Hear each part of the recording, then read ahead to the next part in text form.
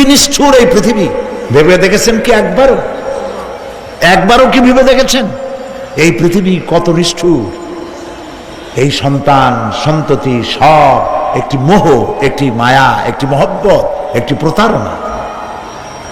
যে বউয়ের জন্য হারাম ইনকাম করেছেন, যে সন্তানদের জন্য হারাম ইনকাম করেছেন, জান দিলেন, রক্ত দিলেন, জীবন দিলেন, সারা রাত কষ্ট করেছেন, দৌড়দৌড়ি করেছেন, যখন মরে গেলেন, যে বাচ্চাটা আপনি করে না নিলে কলিজা ঠান্ডা হয় না, সেই বাচ্চা বলবে, মাকে বলবে, মা বাপের লাশ যে রুমে আছে আমার সেখানে নিও না, আমার ভয় করে। ঠিক কিনা? স্ত্রীও আরো দুই একজন লোক না হলে লাশের ঘরে থাকতে পারবে না, তারও ভয় করবে। থাকলে বড় জোর মা থাকতে পারে, বাপ থাকতে পারে। যাকে বিবাহ করার পর অনেক সন্তান আছে, মা বাপকে চোখে দেখতে পারে না, বউর কথা মতো মায়ের সাথে কথা বলা বন্ধ করে দেয়। হয়তো কুমিল্লা এরকম নাও থাকতে পারে।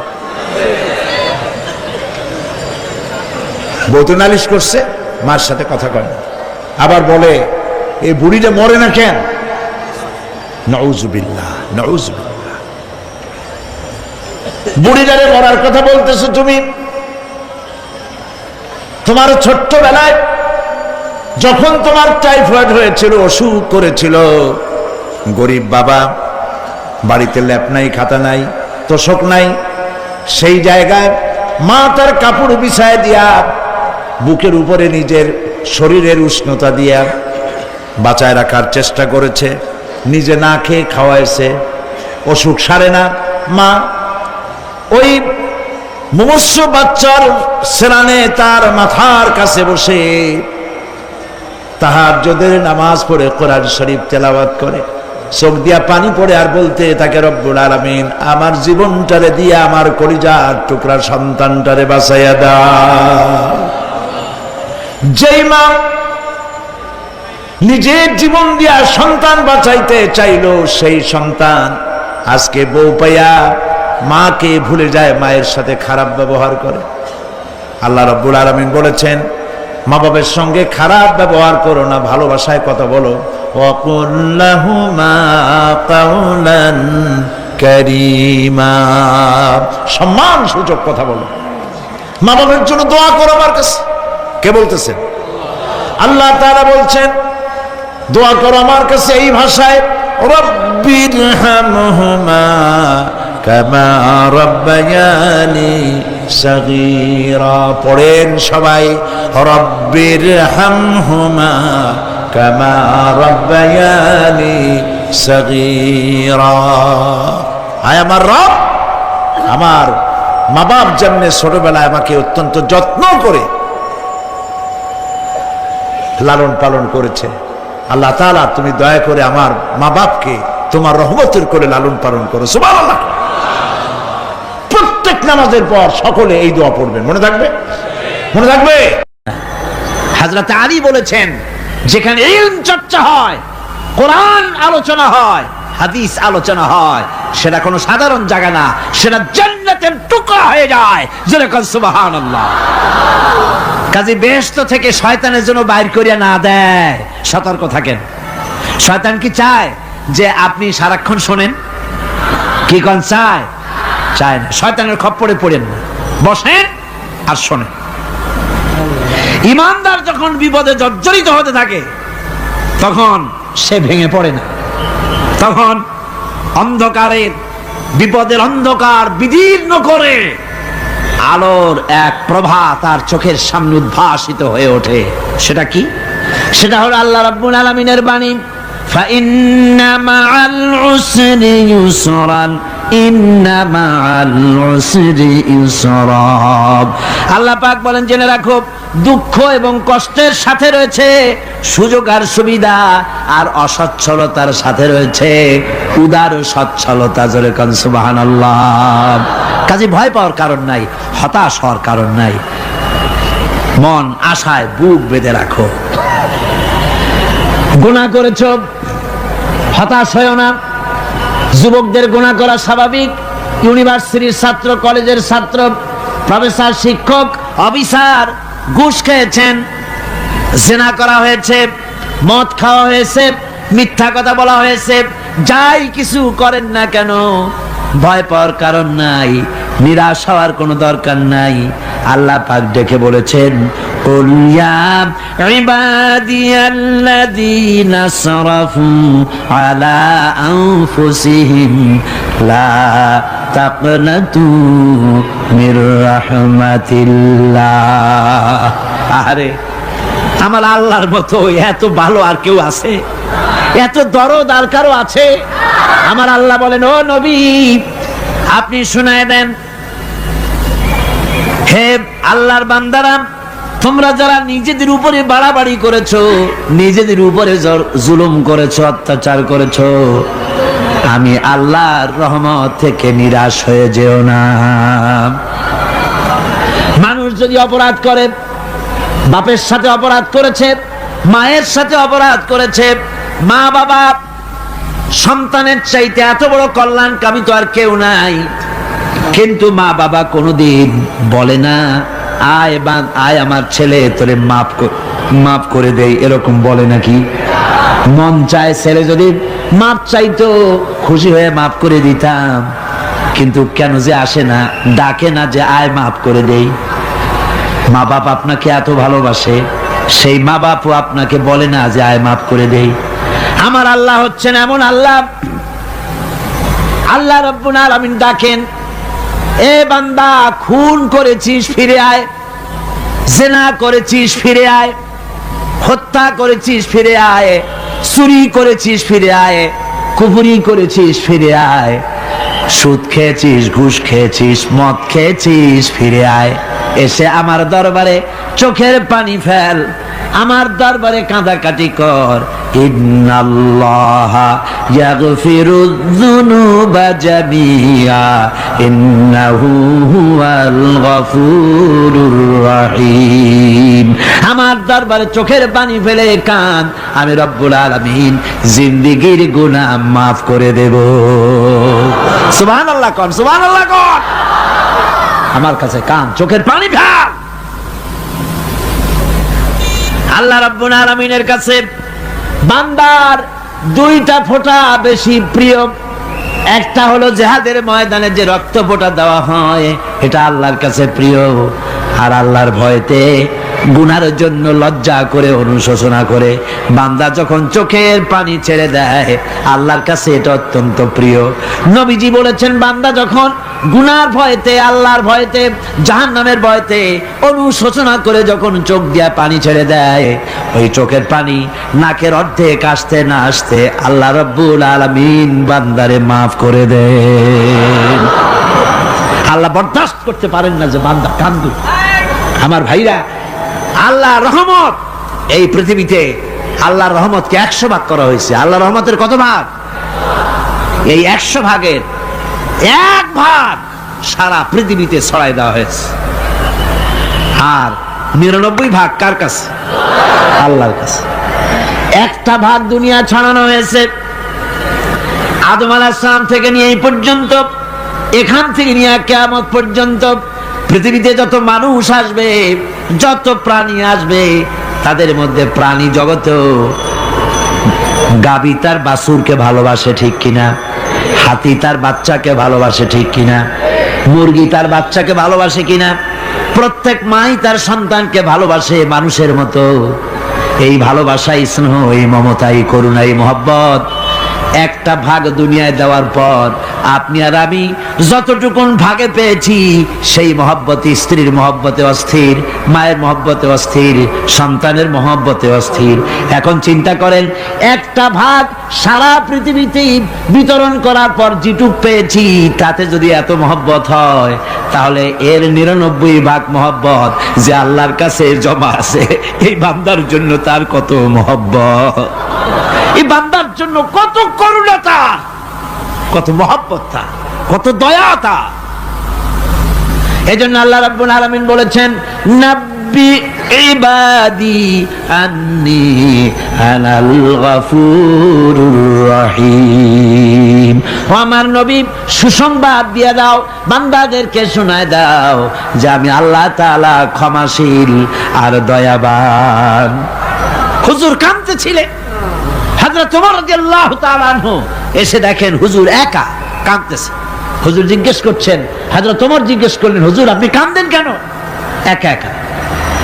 হযরত ওমর বলেন, আমি যখন প্রশ্ন করলাম নবীজি বললেন, আমার কাছে কিছু আগে জিবরাইল এসেছিলেন। জিবরাইল এসে আমাকে বললেন, আল্লাহ পাক বলেছেন, হে আমার নবী, ইসলামের ভিতরে থেকে যে সমস্ত মানুষগুলো ইসলামের ভিতরে থেকে চুল আর দাড়ি পাকায় দিছে, কিয়ামতের দিন এই লোকগুলারে আমি শাস্তি দিতে আমার শরম হবে। হযরত ওমর বলেন, হুজুর উম্মতের জন্য কত বড় খুশ খবর এটা, আর আপনি কাঁদতেছেন। হুজুর বলেন, ওমর তুমি জানো না আমার কান্নার কারণ ভিন্ন। আমার কান্নার কারণ হলো যে আল্লাহ রাব্বুল আলামিন কিয়ামতের দিন দাড়ি চুল পাকা বান্দারে শাস্তি দিতে শরম করবেন। সেই দাড়ি চুল পাকা বান্দাগুলি আল্লাহর সাথে নাফরমানি করতে শরম করে না। আমি এই লজ্জায় কাঁদতেছি।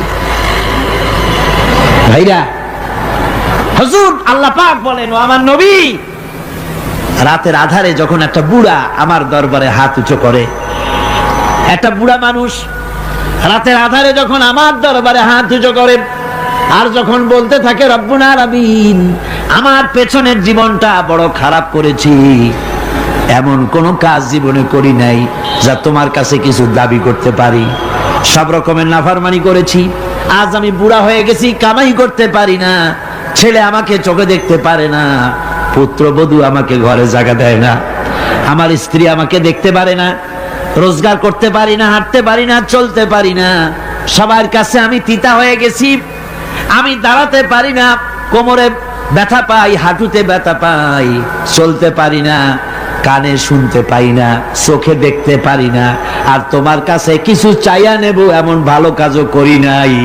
এইভাবে যখন বান্দা কাঁদতে থাকে আমার দরবারে, ও আমার হাবিব আমার রহমতের দরিয়ায় জোশ মেরে যায়, আমার শরম হয় এই বুড়াটারে কেমনে খালি হাতে ফিরাইয়া দেই।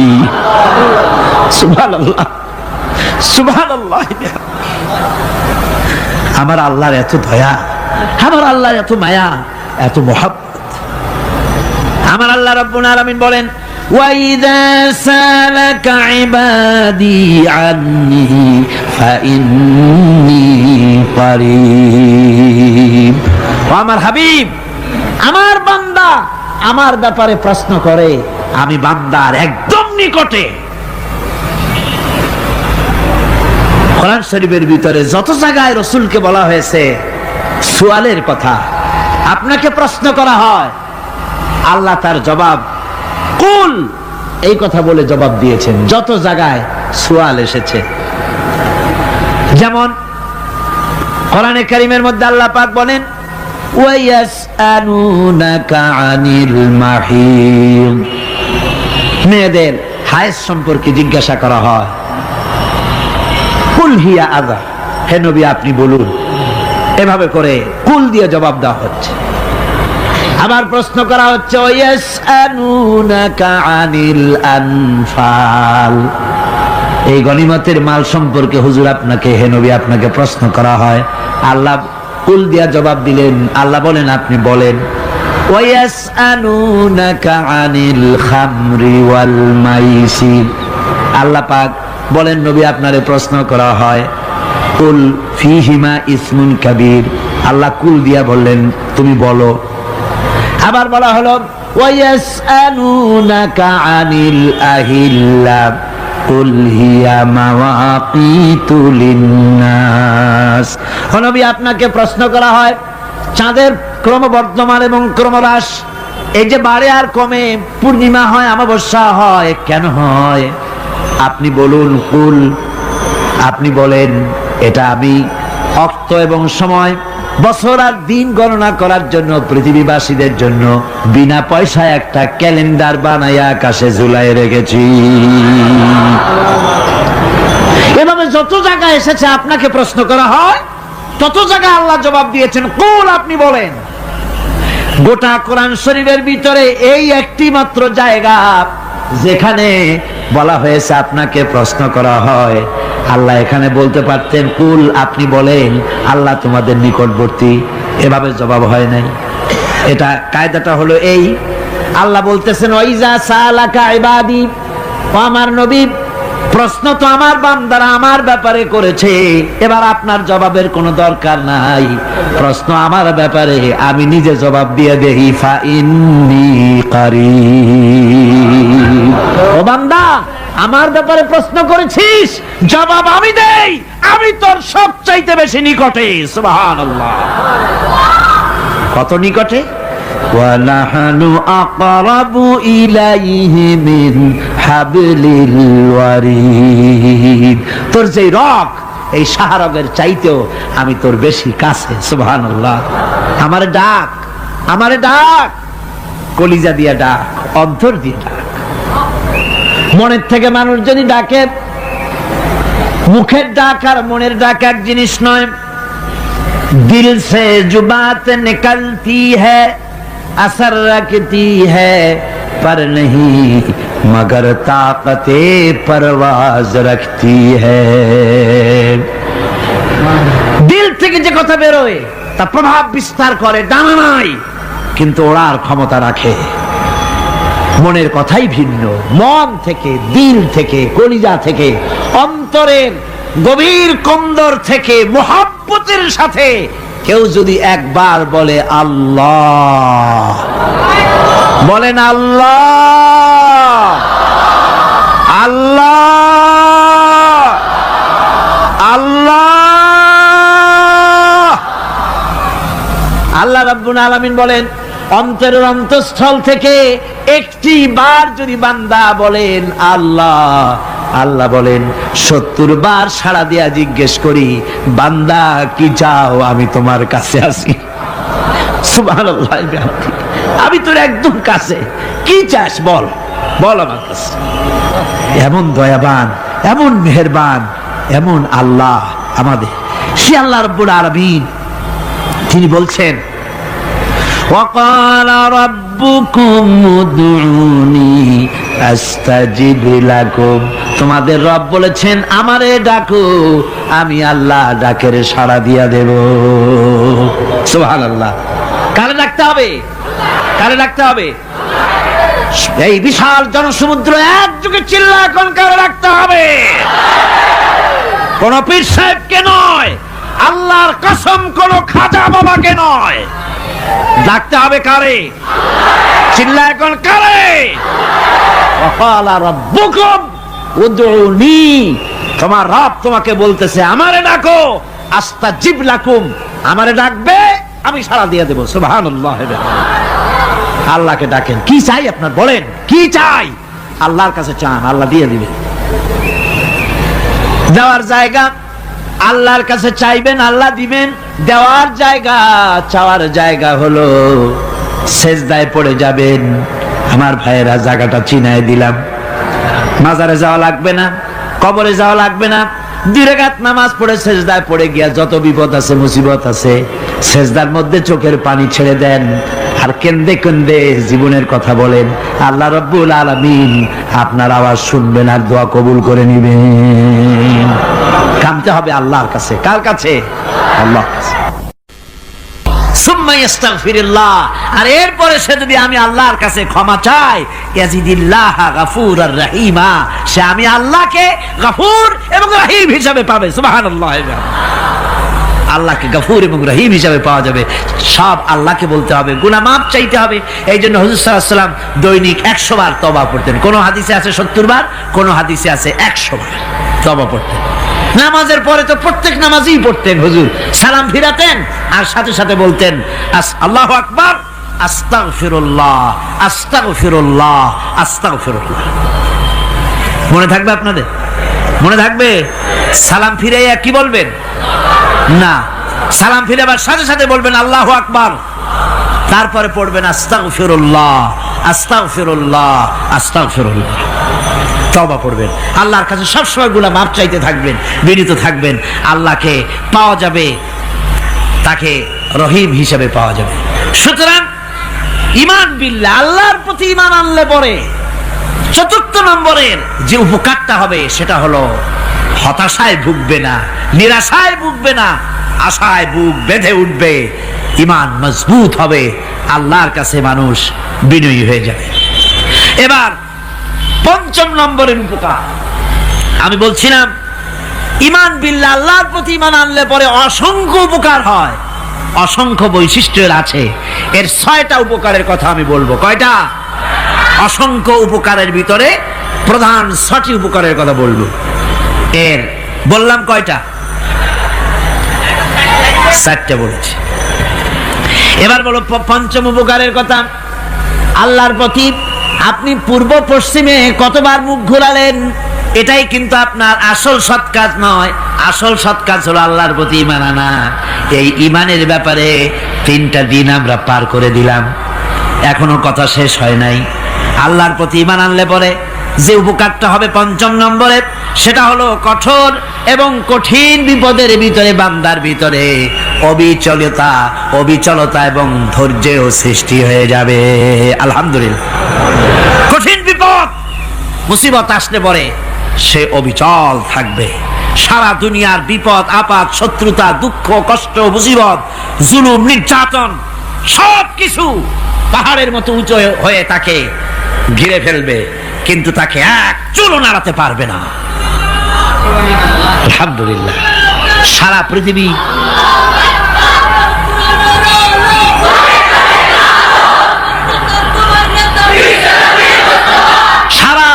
একদিকে আর সে একা একদিকে থাকবে। বিরোধিতা তো হবেই, বিপদ তো আসবেই।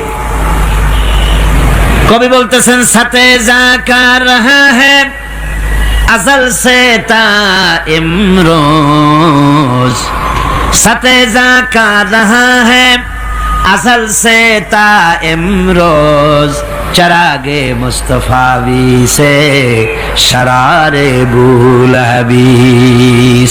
সে আবহমান কাল থেকে শুরু করে মুস্তাফা সাল্লাল্লাহু আলাইহি ওয়াসাল্লামের দীপ শিখার সাথে আবু জাহেল, আবু লাহাবের অগ্নিস্ফুলিঙ্গের টক্কর লেগেই আছে।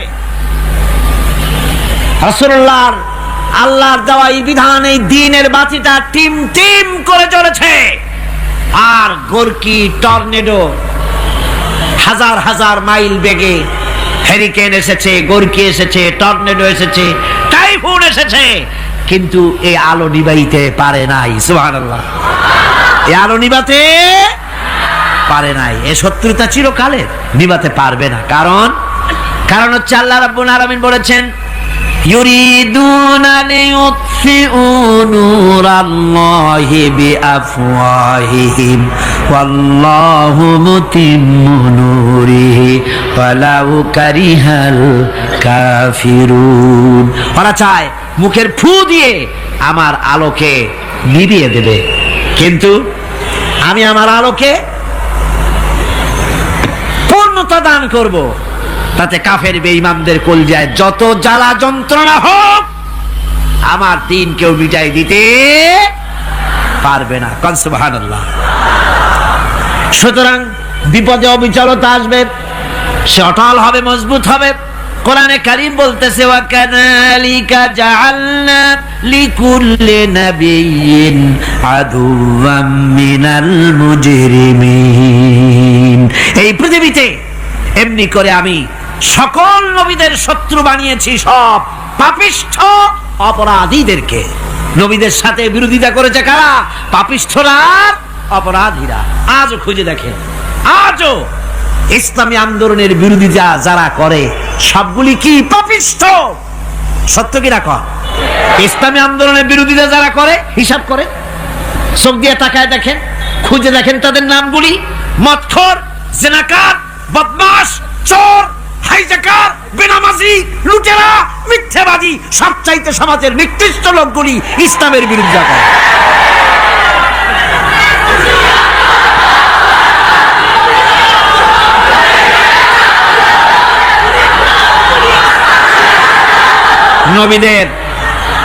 নবীদের শত্রু আল্লাহ বলেন সব যুগে নবীদের সাথে শত্রুতা করেছে পাপিষ্ঠরা।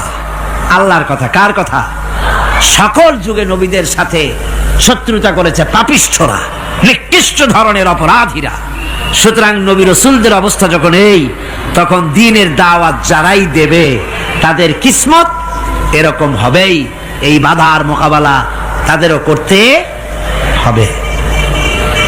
এই যে বাধাটা আসে, এই যে মারে, অপরাধ কি এই যে তারা চোর বা ডাকাত যাদের মারা হয়? আল্লাহ রাব্বুল আলামিন বলেন অপরাধ হলো ওয়ামা নাকামু মিনহুম ইল্লা আইয়ুমিনু বিল্লাহিল আজিজিল হামিদ।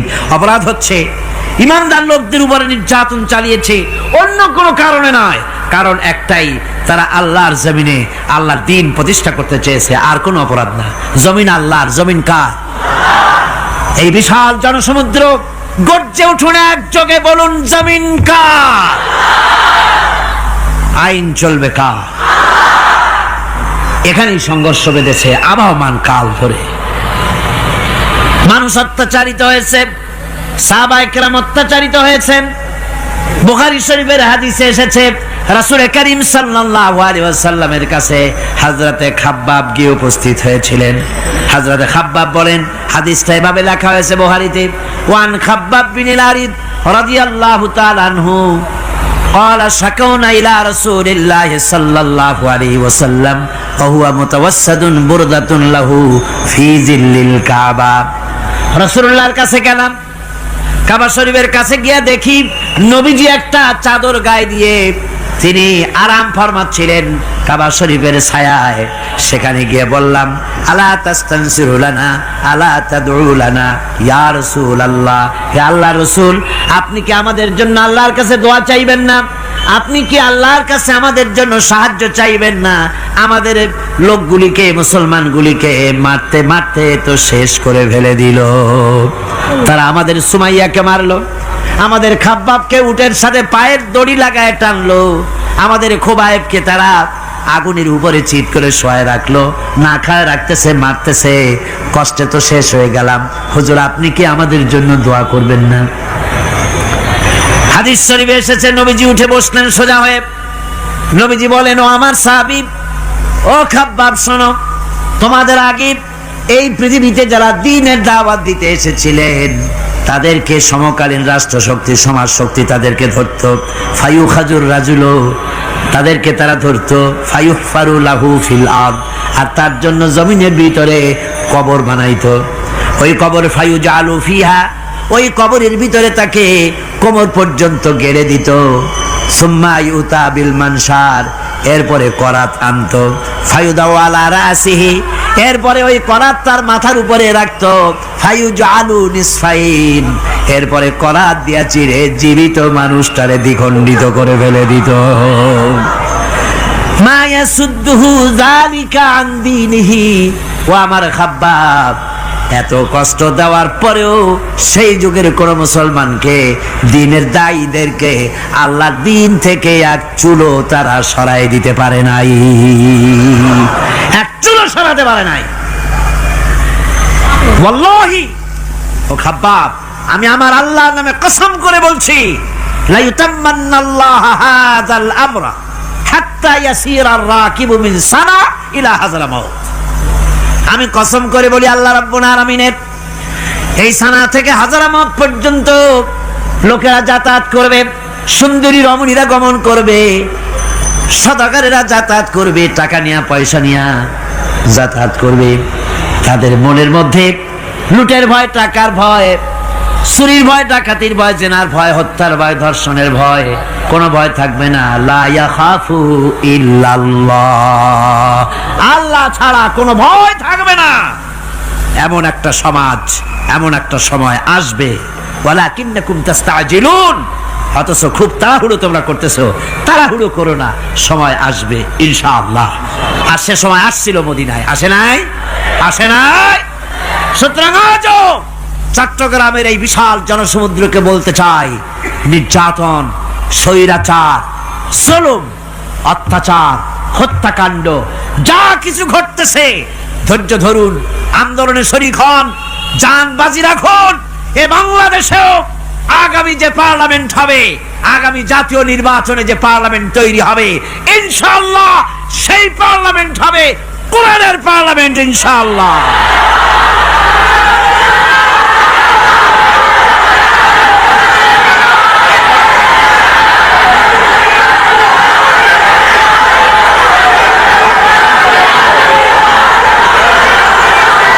আমার ভাইয়েরা, আমার বন্ধুগণ, কঠিন বিপদে অবিচলতা এবং ধৈর্যের দৃষ্টান্ত রেখে গেছেন আম্বিয়া আলাইহিমুস সালাম। সুবহানাল্লাহ। কঠিন বিপদে অবিচলতা, দৃঢ়তা, ধৈর্য কারে বলে, তার দৃষ্টান্ত কারা রেখেছেন? আম্বিয়া আলাইহিমুস সালাম। ওনারাই আমাদের আদর্শ, নবীরাই আদর্শ।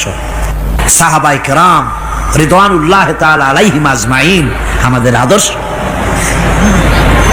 ভাইরা আমার, মুসা আলাইহিস সালামকে ফেরাউন যখন ঘিরে ফেলে দিল, কোরআনের সব কথা গল্প গুজবার ইতিহাসের জন্য লেখা হয় নাই। কোরআনের মধ্যে যা লেখা হয়েছে সব বান্দাদের উপদেশের জন্য, যাতে করে লোকেরা চিরটা কাল এর থেকে উপদেশ নিয়ে নিজেদের তৈরি করতে পারে। জোরে বলেন সুবহানাল্লাহ। মুসা আলাইহিস সালামের কথা আল্লাহ বলেন, ফেরাউন তাকে ঘিরে ফেলে দিল, পালাবার রাস্তা নাই। ফালাম্মা ترى الجمعان قال أصحاب موسى إنا لمدركون। মুসা আলাইহিস সালামের উম্মতরা বললেন, হে মুসা, পাকড়াও হয়ে গেছি, পালাবার রাস্তা নাই। তিন দিক থেকে আমাদেরকে ঘেরাও করেছে ফেরাউনের শক্তি। সামনে কি? দরিয়া, আর তিন দিকে কি? ঘেরাও আন্দোলন। হযরতে মুসা আলাইহিস সালামের কাছে উম্মতরা বললেন, পালাবার তো কোনো পথ নাই, এখন উপায়টা কি? আমাদের তো আর উপায় নাই। মুসা আলাইহিস সালাম দেখেন বিপদে পড়ে গেছেন, কিন্তু ধৈর্য হারান নাই, ভয় পান নাই। ভয় পাইছিলেন? ভয় পেয়েছেন? প্রশ্নই ওঠে না। মুসা আলাইহিস সালাম, আল্লাহ পাক যাদেরকে বলেছেন উলুল আযম, রাসূল যাদের বলেছেন, তার মধ্যে হযরত মুসা একজন উলুল আযম পয়গম্বর। চারটিখানি কথা না, আল্লাহ কথা বলছেন তার সাথে, কালিমুল্লাহ তিনি। সুবহানাল্লাহ। মুসা আলাইহিস সালাম শোনালেন, কাল্লা ইন্না মাইয়া রাব্বি সায়াহদিন। কখনো নয়, আমার উম্মতেরা ভয় পেও না, আমার রব অবশ্যই আমাকে পথ দেখাবেন। সুবহানাল্লাহ। তিন দিক থেকে শত্রু, একদিকে দরিয়া, পালাবার কোন রাস্তা নাই। সেখানে দৃঢ়তার সাথে তিনি বলছেন, অবশ্যই আমার আল্লাহ আমারে পথ দেখাবে। সুবহানাল্লাহ। নবীরা এই দৃঢ়তা দেখিয়েছেন, অবিচলতা দেখাইছেন। আল্লাহ পাক মুসা আলাইহিস সালাম যখন এই দৃঢ়তা দেখালেন, এই অবিচলতা দেখালেন, সঙ্গে সঙ্গে জিবরাইল এসে হাজির হয়ে গেলেন। আল্লাহ পাক বলেন, ফাআওহাইনা ইলা মূসা আন আদরিব বিআসাকাল বাহরা ফানফালাকা ফাকানা কুল্লু ফিরকিন কাত্তাউদিল আযীম। মূসা আলাইহিস সালামকে আমি ওহী নাযিল করলাম, তাকে বললাম, হাতে যে লাঠি আছে, এই লাঠি দিয়ে আঘাত করো দরিয়ার উপরে। দরিয়ার উপরে আঘাত করলেন, একটা রাস্তা হয় নাই, 12টা রাস্তা তৈরি হয়ে গেল, আর দেওয়ালগুলা পাহাড়ের মতো উঁচা হয়ে গেল। দরিয়ার ভিতরে পাহাড়ের মতো উঁচা, মজবুত 12টা রাস্তা। এবার মুসা আলাইহিস সালাম তার দলবল নিয়ে চললেন। আল্লাহ রাব্বুল আলামিন বলেন, ওয়া আনজাইনা মূসা ওয়া মান মাআহু আজমাইন। মুসা এবং তার সাথী সঙ্গীদেরকে আমি পার করে দিলাম। মুসা আলাইহিস সালাম এবং তার সাথী সঙ্গী নিয়ে যখন দরিয়ার মাঝখানে আসছে, ফেরাউন তার দলবল নিয়ে এসে গেছে। আসে দেখে নদীর মধ্যে রাস্তা। বাবা, খুব তো কায়দা। ও মনে করছে ওর বাজানের তৈরি করা ডিস্ট্রিক্ট বোর্ডের রাস্তা। ওর লোকজন নিয়ে নেমে গেছে দরিয়ার ভিতরে, ও আসছে মাঝখানে, মুসা আলাইহিস সালাম চলে গেছেন ওপার, দরিয়া পার। মাঝখানে যখন এসে গেল, আল্লাহ রাব্বুল আলামিন পানিকে অর্ডার করলেন কুন। আল্লাহর তো বটন টেপা লাগে না, মুখ দিয়া কোনো হুকুম করা লাগে না, শুধু বলেন কুন। যে ব্যাপারে কুন বলেন ফায়াকুন, সাথে সাথে হয়ে যায়। আল্লাহ বললেন কুন, আর অমনি রাস্তা বন্ধ হয়ে গেল। এবার তুফান শুরু হয়েছে নদীতে, ঢেউয়ের উপরে ঢেউ, মৌজুন কাল জিবাল, পাহাড়ের মতো উঁচু হয়ে হয়ে ঢেউ আসতেছে। দলবল ঘোড়া আর অস্ত্রপাতি যা ছিল সব মরে শেষ।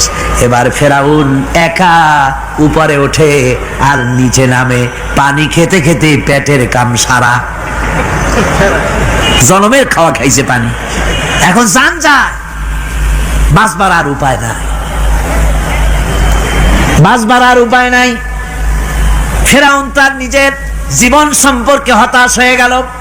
এবার ফেরাউন বলতেছে, আমানতু আন্নাহু লা ইলাহা ইল্লাল্লাযী আমানাত বিহি বানু ইসরাঈল। আমি ঈমান আনলাম, আমি ঈমান আনলাম আল্লাহ ছাড়া কোনো ইলাহা নাই। ওই আল্লাহর উপর ঈমান আনলাম যে আল্লাহর উপর ঈমান এনেছে বনি ইসরাঈলেরা। আল্লাহ যাতে ঠিক পায় যে কোন আল্লাহর উপর ঈমান আনছে। বনি ইসরাঈলের আল্লাহর উপর ঈমান আনলাম। আল্লাহ এই তো মুসলমান হয়ে গেছি, এরপরও আমার সুবাও কেন? আল্লাহ রাব্বুল আলামিন জবাবে বলেন, আল আন, এখন ওয়াকাদ আসাইতা ক্বাবলু ওয়া কুনতা মিনাল মুফসিদিন। এখন ঈমান আনার কথা বলছো, অথচ যুগের পর যুগ, বছরের পর বছর ধরে আমার মানুষের উপরে মন গড়া আইন চালায়েছো, আমার পয়গম্বরের সাথে বেয়াদবি করেছো। আজ তোমাকে আমি ছাড়ছি না, তোমাকে আজকে ছেড়ে দেব না, আমি তোমাকে মারব। আর সমস্ত প্রাণীগুলিকে, স্থলচর প্রাণীগুলিকে আল্লাহ পাক অর্ডার দিয়া দিলেন, এই ফেরাউনের লাশকে ডুবাবি না, পচাবি না, খাবি না। আলিয়াউমা নুনাজ্জিকা বিবাদানিক, আমি তোমার শরীরে বাঁচায় দেব। পোকে খাবে না, পানিতে পচবে না, মাছে খাবে না, কুমিরে খাবে না, দুনিয়ার কোনো পশুতে খাবে না। আমি তোরে শুটকি বানাইয়া রাখবো, যাতে করে দুনিয়ার সমস্ত ফেরাউন যত যুগে যুগে আসে তোরে দেখে যেন হেদায়েত নিতে পারে। ফেরাউনকে আল্লাহ শুটকি বানায় রাখছে। আমি ফেরাউনদের লাশ দেখেছি ব্রিটিশ মিউজিয়ামে। ফেরাউন তো একটা না, অনেকগুলা। আসলটারে অবশ্য দেখিনি। ব্রিটিশ মিউজিয়ামে ওই ফেরাউনগুলার লাশ যখন অসুবিধা হয়, মমিগুলি, তখন ইংল্যান্ডে নিয়ে যায় চিকিৎসা করাবার জন্য। চোখ টোক আছে গর্তের ভিতরে, তারপরে চামড়া টামড়া হাড়ের সাথে মিশানো, ওইভাবে চেহারা দেখলে মনে হয় যে সত্যি ফেরাউনিগুলা। আর ব্রিটিশের কাম মিশর থেকে না আনছে এমন কোনো জিনিস নাই। আমি সেখানে এক বক্তৃতা বলছিলাম, আপনারা এদের এখন সভ্য, এদের এখন ভদ্র, এরা হলো ইন্টারন্যাশনাল চোর, ওরা সারা দুনিয়া চুরি করেছে। লন্ডনে বক্তৃতা করেছি, সারাটা দুনিয়া চুরি করছে, আমাদের দেশকে শোষণ করেছে।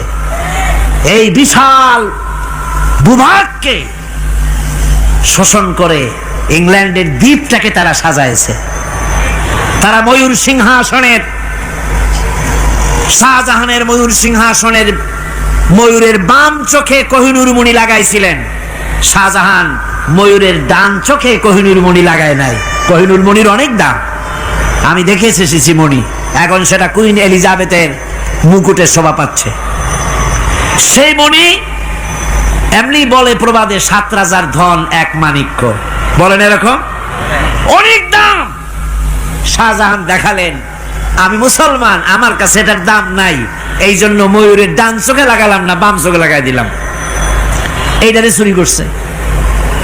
তারপরে মিশর থেকে, মিশরের মমি চুরি করেছে, জুতা চুরি করছে, ছাতি চুরি করছে, পিসা চুরি করেছে। আমি বললাম, এগুলা কি ভদ্রলোক নাকি? এরা জুতা চোর, পিসা চোর, লাঠি চোর, সব চুরি করেছে। যাই দেখেন ব্রিটিশ মিউজিয়ামের মধ্যে সব দুনিয়ার চুরি করা জিনিস নিয়ে তারা মানুষকে দেখাইয়া পয়সা অর্জন করছে। টিপু সুলতানের তরবারিটা পর্যন্ত চুরি করেছে। আজ পর্যন্ত ব্রিটিশ মিউজিয়ামে টিপু সুলতানের তরবারিটা আছে, আমি তরবারিটা দেখে এসেছি। আমার বন্ধুগণ, বলতেছিলাম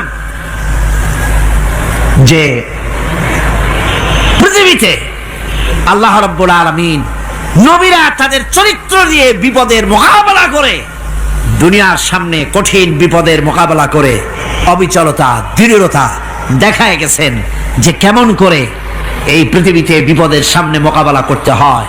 ধৈর্য ধরতে হবে, বিপদ আসবে পাহাড় সমান হয়ে, আপনাকে ধৈর্য ধারণ করতে হবে সেভাবে বুক বেঁধে। যেহেতু এটা যদি বিশ্বাস হয় যে আমার কিসমতে যা আছে তার থেকে বেশি কিছু হবে না, তাহলেই আপনার ধৈর্য আসবে, ভয় পাবেন না। কথা ঠিক কিনা কন? এবারে হযরত হুদ আলাইহিস সালাম সম্পর্কে আল্লাহ রাব্বুল আলামিন বলেন, হযরতে হুদকে যখন ষড়যন্ত্র হলো কাফির বেঈমানেরা তাকে মেরে ফেলার জন্য, যখন সরকারি ষড়যন্ত্রে লিপ্ত হয়ে গেল, হযরতে হুদ সমাজের এই চ্যালেঞ্জের মোকাবেলা করলেন। হযরত হুদ বলেন, ফাকিদুনি জামিআন সুম্মা লা তুনজিরুন ইন্নী তাওয়াক্কালতু আলাল্লাহি রাব্বি ওয়া রাব্বিকুম। তোমরা তোমাদের ষড়যন্ত্র আমার বিরুদ্ধে যত পারো আমার বিরুদ্ধে ষড়যন্ত্র চালাও, এতটুকু আমার অবকাশ দিও না। আমি এমন আল্লাহর উপরে ভরসা করেছি যার হাতের ভিতরে তোমাদেরও জান আর আমারও জান। যা পারো তাই করো। সরকার সমস্ত শক্তি একত্রিত হয়ে আমার মোকাবেলা করো। একদিকে হুদ আলাইহিস সালাম, আর একদিকে গোটা জাতি। হযরত হুদ ভয় পায় নাই। সুবহানাল্লাহ কোন? ঈমান বিল্লাহ মানুষের কলিজাকে এভাবে শক্ত করে দেয়। কোন আলহামদুলিল্লাহ। এবারে এই বিপদের, কঠিন বিপদের মোকাবেলা করে আমার রাসূল যে প্রমাণ দিয়া গেলেন, আমার রাসূল যে কঠিন বিপদের মোকাবেলা করলেন, ভাইয়ের আমার, হিজরতের রাতে সওর পাহাড়ের ভিতরে যখন তিনি আশ্রয় নিলেন, হযরতে আবু বকর সাথে ছিলেন। হযরতে আবু বকর রাদিয়াল্লাহু তাআলা আনহু বলেন, হুজুর আপনি দাঁড়ান, এটা তো পাহাড়িয়া গুহা, গুহার ভিতরে সাপ থাকতে পারে, বিচ্ছু থাকতে পারে, আমি আগে ঢুকি, বিপদ যদি হয় আমার উপর থেকে হয়ে যাক। গুহার ভিতরে নেমে গুহা সাফ করলেন। এরপরে হুজুরকে ডাকলেন, হুজুর তাশরীফ নিলেন গুহার ভিতরে।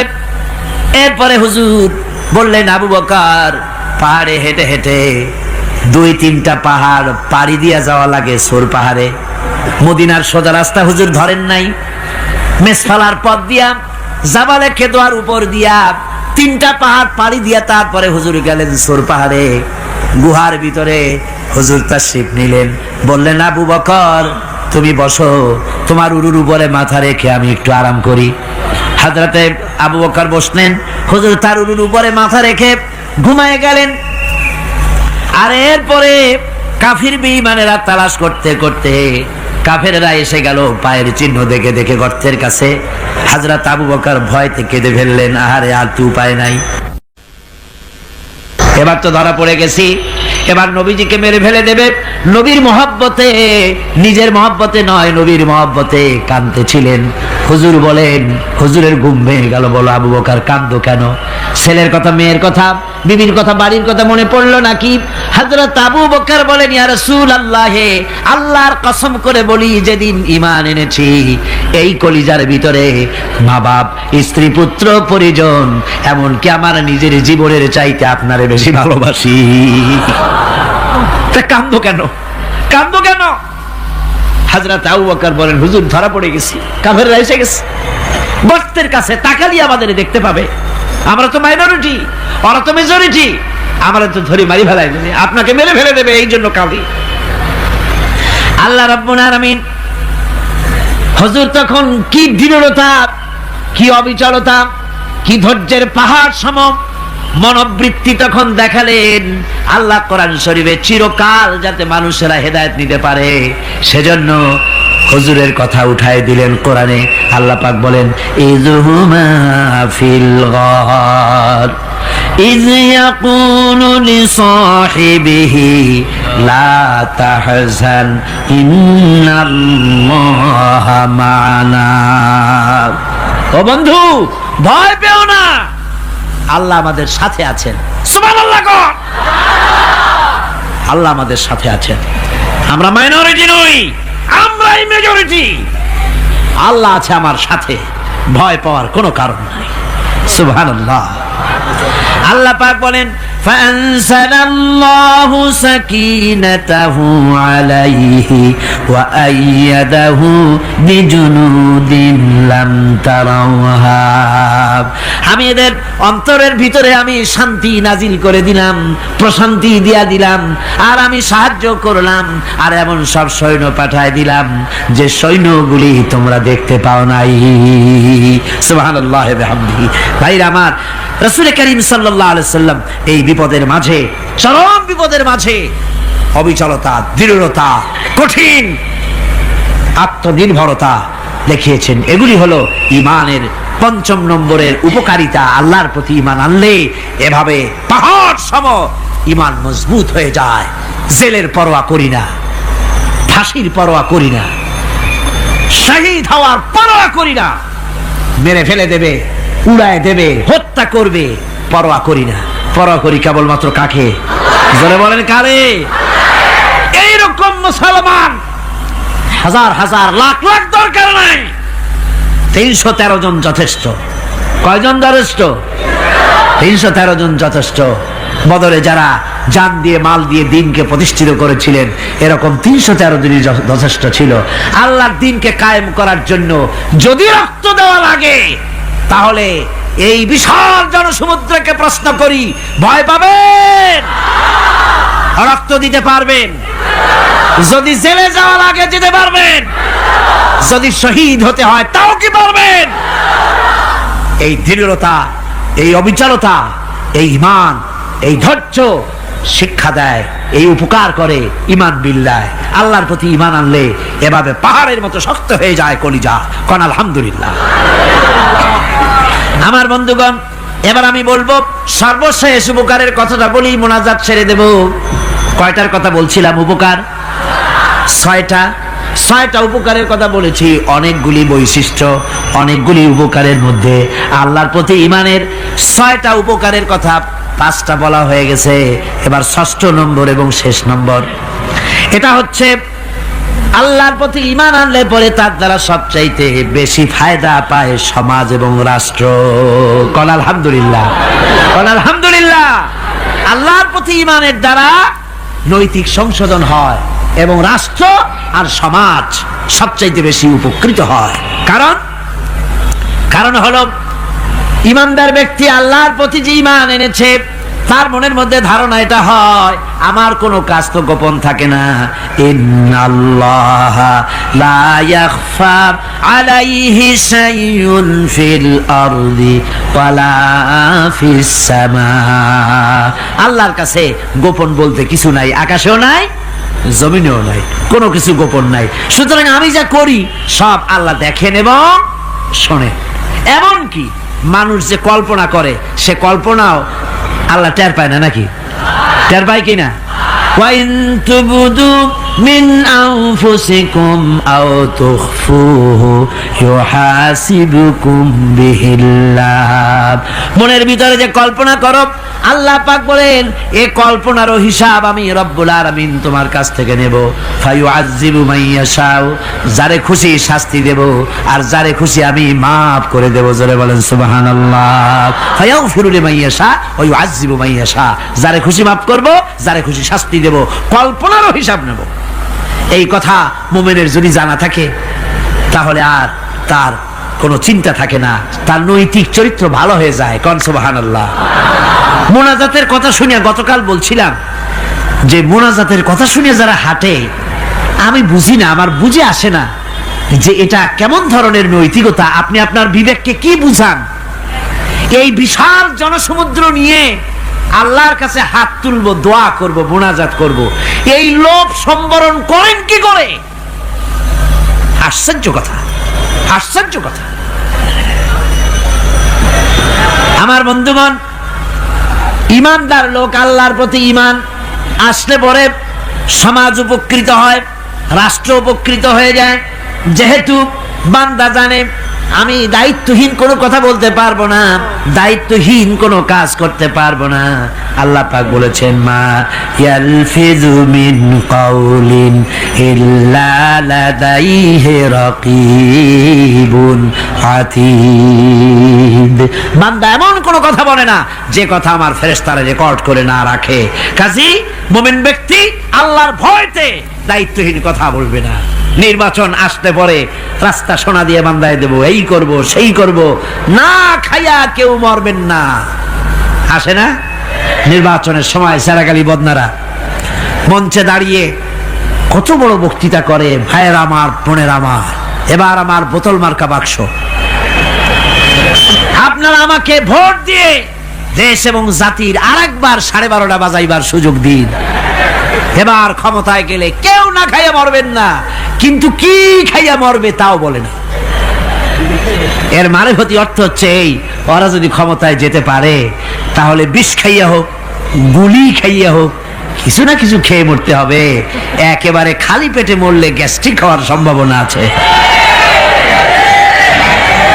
ঈমান বিল্লাহ যদি না থাকে, আল্লাহর ভয় যদি না থাকে, তাহলে দায়িত্বহীন কথা বলে। আর আল্লাহর ভয় যদি থাকে তাহলে নৈতিকতার সংশোধন হয়ে যায়, দায়িত্বপূর্ণ কথা বলে, মানুষকে ফাঁকি দেয় না। আমার বন্ধুগণ, আল্লাহ রাব্বুল আলামিন তার বান্দা যারা আল্লাহকে ভয় করে, সে ভয় করা বান্দাগুলির মনের মধ্যেই চিন্তা এসে যায়, আমি যেখানে থাকি না কেন আল্লাহ আমাকে দেখতেছেন, শুনতেছেন। রাতে হোক দিনে হোক যেখানে আছি আল্লাহ আমারে দেখতেছেন। আল্লাহ পাক বলতেছেন, ওয়া হুয়া মাআহুম ইজ ইউবাইতুনা মা লা ইয়ারদা মিনাল কওলি ওয়া কানা আল্লাহু বিমা ইয়ামালুনা মুহীতা। আল্লাহ পাক বলেন, আমি তো আমার বান্দার নিকটে তখনও থাকি যখন সে গোপনে গোপনে রাতের বেলায় আমার মর্জির খেলাফ পরামর্শ করে। আমার মর্জির খেলাফ পরামর্শ করতেছে রাত্রে, আমি তো তখনও কাছে থাকি, ওটা আমি শুনি। ঈমান যদি আসে তাহলে এই সব কাজ থেকে সে বিরত থাকে। সে যদি কম হয় সেখানেও আল্লাহ, বেশিও যদি হয় সেখানেও আল্লাহ। এমন কোন জায়গা আছে নাকি চিটাগংয়ে যেখানে আপনি একটা আকাম করবেন আর আল্লাহ টের পাবে না? কোন আছে নাকি? আচ্ছা, চট্টগ্রামে না থাকুক, বাংলাদেশের কোন জায়গা আছে নাকি? পার্বত্য চট্টগ্রামে যত পাহাড় আছে, উঁচু নিচে জায়গা আছে, ওই জায়গায় বোধহয় আছে নাকি? সারা পৃথিবীতে আছে কোথাও? আল্লাহকে ফাঁকি দেওয়ার জায়গা কোথাও? সব স্পষ্ট। আল্লাহ কি ঘুমায় নাকি? ঘুমায়? তার কাছে দিনও যা, রাতও তাই। সমানে তিনি দেখতে পান, শুনতে পান, সবকিছু দেখতে পান, সবকিছু শুনতে পান। তাকে ফাঁকি দেওয়ার কোনো উপায় নাই। এই জন্য ৬ষ্ঠ নম্বরের উপকার যেটা হয় সেটা হলো সমাজ উপকৃত হয় ওই মানুষ দিয়ে যার মধ্যে ঈমান আছে। হযরত ওমর রাদিয়াল্লাহু তাআলা আনহু রাতের আধারে শেষ রাত্রে ঘুরতেছিলেন, দেখেন এক বাড়িতে কথা হচ্ছে, কথাবার্তার আওয়াজ পাওয়া যায়। মনে করলেন কোনো অসুখ বিসুখ নাকি। ঘরে গিয়ে কান পাচ্ছেন দেওয়ালের সাথে, শুনতে পাচ্ছেন ভিতরে বুড়ি মা তার মেয়েকে বলছে, এই মেয়ে ওঠ, উটের দুধ দোয়াই নিয়ে আসছি, এর মধ্যে পানি মিশা, তারপর সকালে বাজারে নিয়ে যা। মেয়ে বলছে, মা এই কামটা আমি পারবো না। কেন পারবি না? হযরত ওমর ফরমান জারি করেছেন, দুধে পানি মিশাতে নিষেধ করেছে, কাজে এই কাজটা আমি পারবো না। আরে বেটি, আমিরুল মুমিনিন দেখ এখন কোথায় যায়, ঘুমায় আছে, সে কি দেখতেছে নাকি যে পানি মিশাই নাকি মিশাই? মেয়ে বলতেছে, মা আমিরুল মুমিনিনকে ফাঁকি দেওয়া যেতে পারে, তার পুলিশ বাহিনীকে ফাঁকি দেওয়া যেতে পারে, কিন্তু আল্লাহ রাব্বুল আলামিনের চোখকে ফাঁকি দেওয়া যাবে না। হযরত ওমর এই কথা শুনে বাড়ি চলে গেলেন আর নিজের ছেলেকে ডেকে বললেন, ছেলে আমার, অমুক জায়গায় একটা বাড়ি আছে, সেখানে একটা যুবতী মেয়ে আছে, ওই মেয়েটার বিয়ে হয়েছে কিনা শোনো, যদি বিবাহ না হয়ে থাকে তুমি তোমার নিজের বিয়ের প্রস্তাব দাও। আমিরুল মুমিনিন এই মেয়েটা সুন্দরী কেমন, স্বাস্থ্য কেমন কিছুই দেখলেন না, দেখলেন তাকওয়া। কি দেখলেন? আল্লাহর ভয়। আল্লাহর ভয় যখন একটা জাতির মধ্যে আসে, পুলিশ লাগে না, পুলিশের কাজ কমে যায়। পুলিশ তো পাহারা দিতে দিতে অস্থির হয়ে যায়, সারা রাত দিন সমানে কষ্ট করতে হয় তাদের। অধ্যাপক মুফিজুর রহমান সাহেব কালকে যে কথাটা বলছিলেন, আসামি পুলিশেরা কত কষ্ট করে জানবাজি করে আসামি ধরে, আর টেলিফোন আসে, হ্যালো কে চিটাগংয়ের এসপি নাকি? বলে হ্যাঁ। কারে ধরছো? ধরছি তো বল্টু মিয়ারে। ছাড়ো মিয়া, বল্টু আমার দলের লোকটা তুমি ঠিক পাও নাই, তোমার নাক টাইট দিয়ে দেবে। বল্টুরিও ছাড়ো আর তার বন্দুকও ছাড়ো, ঠিক কিনা? আমার ভাইয়েরা, সুতরাং ঈমান যদি এসে যায় জাতির মধ্যে, পুলিশের দরকার হবে না, পুলিশ দরকার হবে কিন্তু তাদের ডিউটি কমে যাবে। আসামিরা আর অন্যায় কাজ কম করবে। রাসূলুল্লাহ যখন প্রেসিডেন্ট হয়েছিলেন, একজন মহিলা জিনা করেছিল, হাদিস শরীফে এসেছে ওই মেয়ে লোকটাকে জিনা করতে কেউ দেখে নাই। জিনা করার পর তার মধ্যে অনুভূতি জাগলো, এমন পাপ করেছি, এখন তো আমার জাহান্নাম ছাড়া উপায় নাই। মেয়ে লোকটি রাসূলুল্লাহর কাছে এসে গেলেন, এসে বললেন, হুজুর আমি তো জিনা করেছি, আমারে শাস্তি দেন। হুজুর মুখ ডান দিকে ফিরালেন, মেয়ে লোক তো ডান দিকে এলো, বললো জিনা করেছি শাস্তি দেন। হুজুর বাম দিকে ফিরলেন, মেয়ে লোকটা বাম দিকে এসে বললো জিনা করেছি শাস্তি দেন। মেয়ে লোকটা কিন্তু জানে জেনার শাস্তি সহজ ব্যাপার নাই, পাথর মেরে উড়িয়ে দেওয়া, মৃত্যুদণ্ড জানা আছে তার। এরপরে মেয়ে লোকটা চিন্তা করেছে দুনিয়ায় পাথর খেয়ে মরবো, কিন্তু তবুও জাহান্নামের কঠিন আগুন সহ্য করতে পারবো না। রাসূলুল্লাহ বললেন, ও মেয়ে লোক, তুমি কি জিনা কর্তৃক গর্ভবতী হয়েছো নাকি? মেয়ে লোকটা বলল, হুজুর আমি গর্ভবতী হয়েছি। হুজুর বললেন, তুমি অপরাধ করেছো, তোমার গর্ভস্থিত সন্তান তো কোনো অপরাধ করে নাই, সুতরাং শাস্তি এখন দেওয়া যাবে না, ডেলিভারি হোক তারপরে শাস্তি দেব। মেয়ে লোকটা চলে গেলেন। আল্লাহর নবী তার নামে কোনো কেস ফাইল করেন নাই, গোয়েন্দা বিভাগের পুলিশ লাগান নাই। ডেলিভারির পর এই মেয়ে লোক আবার এসে হাজির, পুলিশ দিয়ে আনা লাগে নাই, আবার এসে হাজির, হুজুর আমি সেই হতভাগিনী, বলছিলেন ডেলিভারির পর বিচার করবেন, এই যে বাচ্চা হয়েছে, এ বাচ্চার দায়িত্ব কাউকে দেন, আর আমারে তাড়াতাড়ি শাস্তি দেন, আমি যদি মরে যাই আমি জাহান্নামে চলতে পারবো না।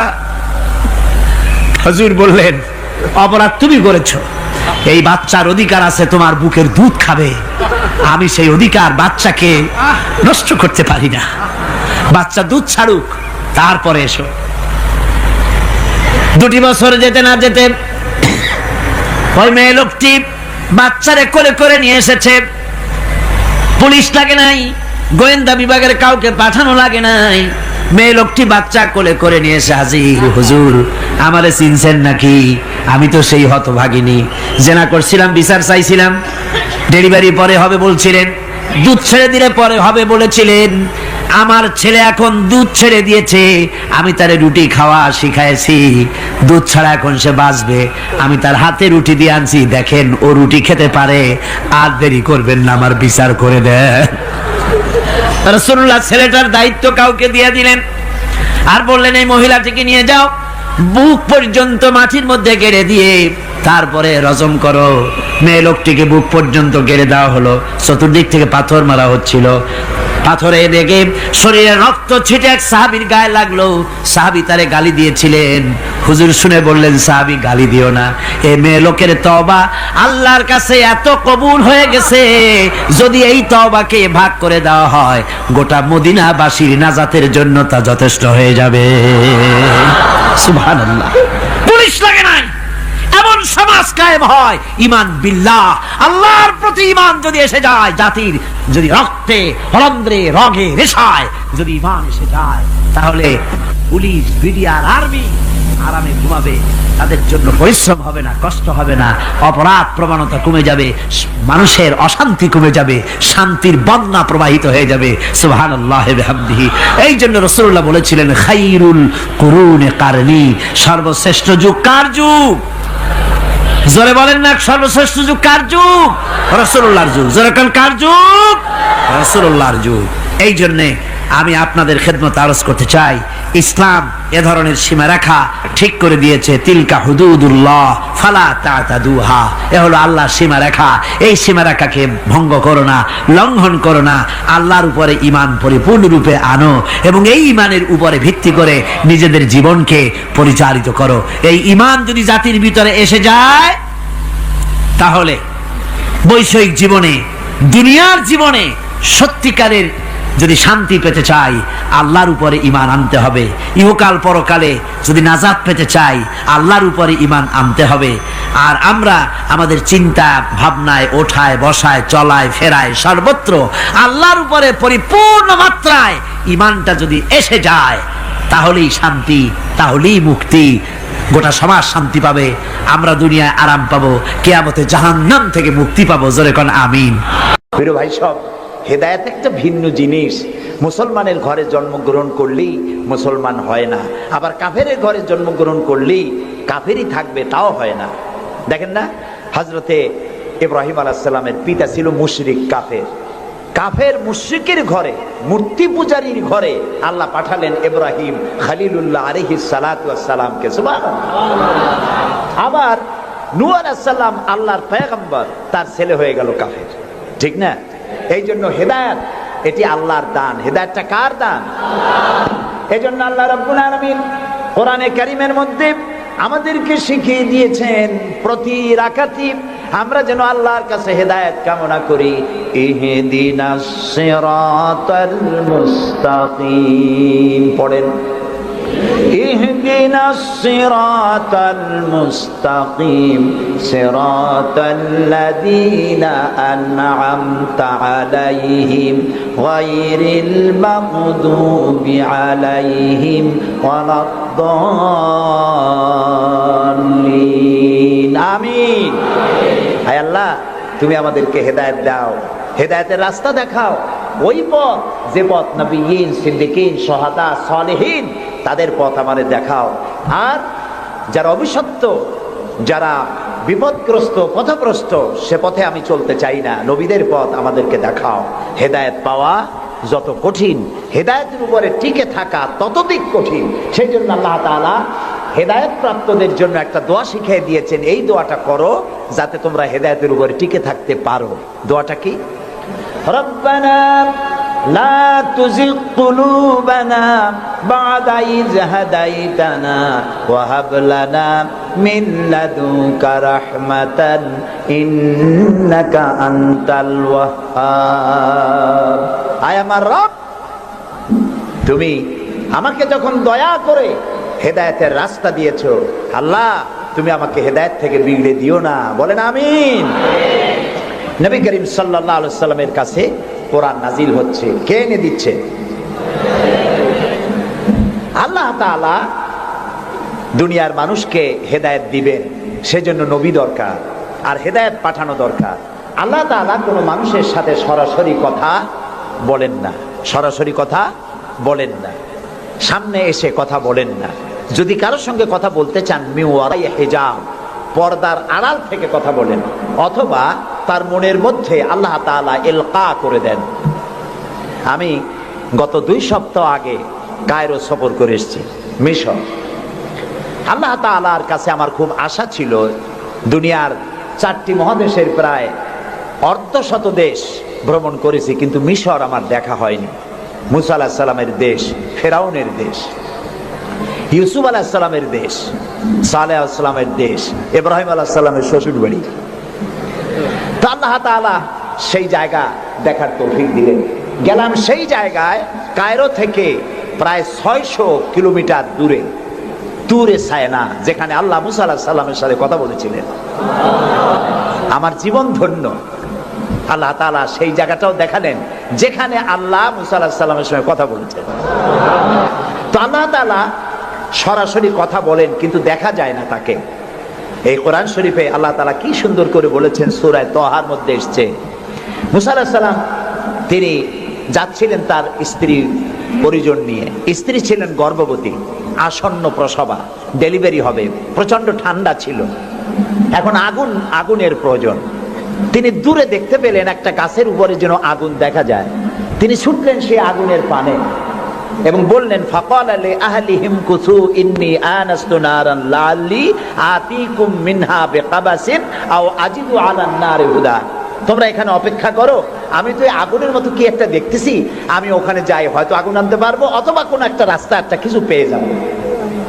ফালাম্মা আতাহা নুদিয়া ইয়া মূসা ইন্নী আনা রাব্বুক ফাখলা নালাইক ইন্নাকা বিল ওয়াদিল মুকাদ্দাসি তুয়া।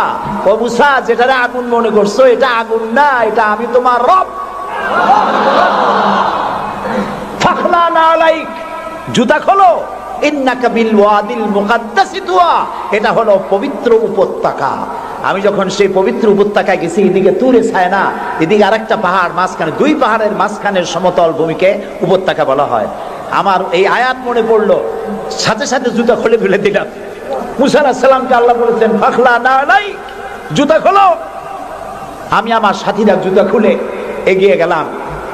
আমার এক সাথী ছিলেন চট্টগ্রাম ইন্টারন্যাশনাল ইসলামিক ইউনিভার্সিটির কোরআনিক সায়েন্সের চেয়ারম্যান অধ্যাপক গিয়াসউদ্দিন তালুকদার। তাকে আজান দিতে বললাম, তিনি আজান দিলেন ওয়াদিল মুকাদ্দাসে। আজান দিয়ে সেখানে আমরা জোহরের নামাজ আদায় করলাম, জোহর আসর জামাআত ওয়া কাসরান আদায় করে নিলাম। তারপরে চলে গেলাম সেই জায়গায় যেখানে আল্লাহ তাআলা কথা বলেছিলেন, সেই জায়গাটা এখনো আছে। সুবহানাল্লাহ। আল্লাহ তাআলা বলছেন ওয়া নাখতারতুকা ফাসতামি লিমা ইউহা। ও মুসা, আমি তোমাকে আমার জন্য বাছাই করছি। সুবহানাল্লাহ। আমি তোমাকে আমার জন্য বাছাই করেছি, এখন তুমি শোনো আমি কি বলি। ইন্নানি আনাল্লাহ, আমি আল্লাহ। সুবহানাল্লাহ, সুবহানাল্লাহ। আমি আল্লাহ, লা ইলাহা ইল্লা আনা, আমি ছাড়া কোনো ইলাহ নাই। ফাবুদনি ওয়া আকিমিস সালাতা লিযিকরি, অতএব আমার ইবাদত করো আর আমার শরণার্থে নামাজ কায়েম করো। সুবহানাল্লাহ। ওইখানে দেখলাম দুইটা ধর্মীয় প্রতিষ্ঠান, একটা হলো মসজিদ আর একটা হলো গির্জা, একদম গায়ে গায়ে লাগানো। দুনিয়ার ইহুদি খ্রিস্টান আর মুসলমানেরা এক জায়গায় নামাজ পড়তেছে আর যার যার মতো ইবাদত করতেছে, কোনো ঝগড়া নাই। ইহুদিরাও যাচ্ছে আর খ্রিস্টানেরও যাচ্ছে, মুসলমানেরও যাচ্ছে। আমি সেখানে একটা বক্তব্য রাখলাম, বললাম দুনিয়ার ঐক্য, কোন রাজনৈতিক ঐক্যে পৃথিবীর মানুষকে ঐক্য বানাতে পারবে না। ইসলাম দিয়েই ঐক্য করা যাবে, এটাই হলো তার প্রমাণ। পৃথিবীর শ্রেষ্ঠ জাতি এই তিনটি, মুসলমান, খ্রিস্টান, ইহুদি। এই সেরা পৃথিবীতে রাজত্বকারী, ক্ষমতা বিস্তারকারী শক্তি মিলিত হয়েছে ওয়াদে মুকাদ্দাসে। এই তিন শক্তি একত্রিত হয়ে আল্লাহর ইবাদত করতেছে, মারামারি নাই, কাটাকাটি নাই। সুতরাং ধর্মভিত্তিক ঐক্যই পৃথিবীকে শান্তির নিবাস বানাতে পারে। সেখান থেকে সে সফর কাহিনী অনেক লম্বা, আমি বই একটা লিখতেছি, আপনারা দোয়া করেন যেন সেটা বের করতে পারি। তারপরে চলে গেলাম মিউজিয়ামে, পিরামিড দেখলাম, নীল নদ দেখলাম, আল্লাহ দেখাইলেন। আমি যখন মিউজিয়ামে ঢুকেছি তখন আমাদের 70 পাউন্ড, মিশরীয় পাউন্ড, 70 পাউন্ড, 40 পাউন্ড টিকিট পারিচ। যখন ভিতরে ঢুকলাম তখন শয়তানকে দেখার জন্য আরো অতিরিক্ত 80 পাউন্ড দেওয়া লাগবে। তা আমি চিন্তা করলাম যে পয়সা খরচ করা অপচয় হবে না, কারণ আল্লাহ তাআলা বলেছেন কুল সিরু ফিল আরদ ফানজুরু কাইফা কানা আকিবাতুল মুকাদ্দিবিন। আল্লাহ তাআলা বলেছেন আমার জমিন ভ্রমণ করো আর মহাসত্যের অস্বীকারীদের কি পরিণতি করেছি তা দেখো আর তার দ্বারা শিক্ষা গ্রহণ করো। কাজে আল্লাহ দেখতে কইছে, শয়তান দেখা দরকার। ভিতরে ঢুকে দেখলাম গ্লাসের বক্স, সেখানে মিস্টার ফেরাউন চিতই শুয়ে আছে। হায় আল্লাহ, আল্লাহ শুটকি বানাই থুইছে, কাপড় দিয়ে জড়ানো, পাও দুইটা বাইর করা, হাত দুইটা বাইর করা, ঘাটটা এত বড় লম্বা, এরকম চিকুন, কল্লাটা আছে, একটা দাঁত আছে মুখে, হাতে পায়ে কিছু নখও আছে, মাথায় কিছু চুলও আছে। হাজার হাজার বছর আগের লাশ। মুসা আলাইহিস সালামকে যখন তালায় নিয়ে গেল লোহিত সাগরের কেরানায় মুসা আলাইহিস সালাম বসেছিলেন তার উম্মতদের নিয়ে। ফেরাউন 3 দিক থেকে আক্রমণ করলো। এই কোরআন বর্ণনা, এটা কি কোরআন? আল্লাহ তাআলা বলছেন ও নবী, তুমি তো তখন সেখানে উপস্থিত ছিলে না যখন ফেরাউন তার দলবল নিয়ে মুসা আলাইহিস সালামকে তাড়া করেছিল সেই তুরে সায়নায়, তুমি উপস্থিত ছিলে না। আমি ওহী দিয়া, কোরআন দিয়া তোমাকে ইতিহাস জানাইছি। সুবহানাল্লাহ। সেই লোহিত সাগরের পারে গেলাম যেখানে তাকে ঘিরে ফেলানো হয়েছিল। মুসা আলাইহিস সালাম এবং তার সাথীরা বললেন ইয়া মুসা ইন্না লামুদরাকুন, হে মুসা আমরা তো পাকড়াও হয়ে গেলাম, সারাশি আক্রমণ করা হয়েছে, আমাদেরকে পালাবার কোনো জায়গা নাই। মুসা আলাইহিস সালাম আল্লাহর পয়গম্বর। কার নবী? আল্লাহর পয়গম্বর। মুসা আলাইহিস সালাম বললেন কাল্লা রব্বি সায়াহদিন, ভয় পাইও না, অবশ্যই আল্লাহ তাআলা আমাদেরকে পথ বের করে দেবেন। 3 দিকে কি শত্রু, 3 দিকে কি, আর একদিকে কি নদী না সাগর। আপনারা মনে করছেন নীল দরিয়া পার হয়েছে বুঝি মুসার তারা খাইয়া? সাগর, লোহিত সাগর, রেড সি, তিন দিকে শত্রু, একদিকে সাগর, পালাবার রাস্তা আছে? আল্লাহর পয়গম্বর বলছেন কোনো ভয় নাই, অবশ্যই রব্বি সায়াহদিন, অবশ্যই আল্লাহ আমাদের পথ বের করে দেবেন। আল্লাহ তাআলা খুশি হয়ে গেলেন, সুবহানাল্লাহ। আল্লাহ এটাই চান, আল্লাহ এটাই চান। বাপে করে কি? বাপে মায় ছোট্ট বাচ্চা দাঁড়ায় তো পড়ে যায়, ওঠে তো পড়ে, এই রকমের অবস্থায় টেবিলের পাশে খাড়া করে দেয়, দূরের থেকে হাত পাতে। বাপের ইচ্ছা কি যে লাভ দুক আর দাঁত ভাঙুক? না, ওর সাহস দেওয়ার জন্য, ওর সাহস হোক সেই জন্য টেবিলের কোণায় দাঁড় করে দূরের থেকে হাত পাতে। যেটা সাহসী সে চাম করে পড়ে বাপের কোলে। আল্লাহ তাআলা বিপদের প্রান্তে দাঁড় করিয়েছেন, বিপদের বর্ডারে দাঁড় করাইয়া সাহস পরীক্ষা করছেন। সুবহানাল্লাহ। মুসা আলাইহিস সালাম সাহসের পরীক্ষায় পাশ করেছেন। আল্লাহ তাআলা হুকুম করলেন, তোমার আশা দিয়ে বাড়ি মারো, আঘাত দাও। আল্লাহ তাআলা সমুদ্রকে ভাগ করে দিলেন। সুবহানাল্লাহ। সমুদ্র ভাগ হয়ে গেল। এগুলি গল্প কি? কোরআন, কোরআন। সাগর ফেটে গেল। মুসা আলাইহিস সালাম আর তার দলবল নিয়ে সাগরের মাঝখানে চলে গেছেন। ফেরাউন তার দলবল নিয়ে এসে দেখে, বাহ, এ তো ভালোই, রয়্যাল রোড। ও মনে করছে ওর বাজানের তৈরি করার রাস্তা। ওর সমস্ত সেনাবাহিনী নিয়ে নেমে পড়েছে। যেই না সাগরের মাঝখানে আসছে, মুসা আলাইহিস সালাম তার দলবল নিয়ে উপার চলে গেছেন। আল্লাহ হুকুম করলেন, যিনি হুকুম করেছিলেন সাগর ফেটে যা, মুসার জন্য রাস্তা বানায় দে, সেই আল্লাহ বললেন সাগর রাস্তা বন্ধ করে দে। রাস্তা বন্ধ হয়ে গেল। এখন ফেরাউন আর তার দলবল পানিতে চুপনি খাইতে খাইতে সাথের লোকেরা সব শেষ। এখন ফেরাউন একা সমুদ্রের ঢেউতে ডোবে আর ওঠে। পানি খেতে খেতে পেটটা পুটকা মাছের মতো মোটা হয়ে গেছে। দেখে যে জান আর টেকে না, নাক দিয়েও পানি পড়ে, কান দিয়েও পানি পড়ে। এখন বলছে আমান্তু, না না না, হাফেজ নাই? হ্যাঁ, আমানাত বিহি বানু ইসরাইল, ঈমান আনলাম সেই আল্লাহর উপরে যে আল্লাহর উপর ঈমান আনছে বনি ইসরাইলেরা, তার উপর ঈমান আনলাম। আল্লাহ তাআলা বললেন আল আন, এখন ওয়াকাদ আসাইতা কাবলু ওয়া কুনতা মিনাল মুফসিদিন। ও বলল আনা মিনাল মুসলিমিন। আল্লাহ, আমি তো কলেমা পড়লাম আর তো মুসলমান হইলাম, এখনো সুবাও কে? আল্লাহ কয় এখন ওয়াকাদ আসাইতা কাবলু, এর আগে তুমি আমার সাথে বিরোধিতা করেছো, বিদ্রোহ করেছো, আমার মানুষের উপর অত্যাচার করেছো।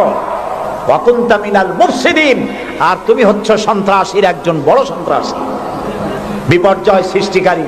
শোনো ফেরাউন, আজকে আমি তোমারে শুধু মারবই না, আমি তোমাকে মৃত্যু দেব।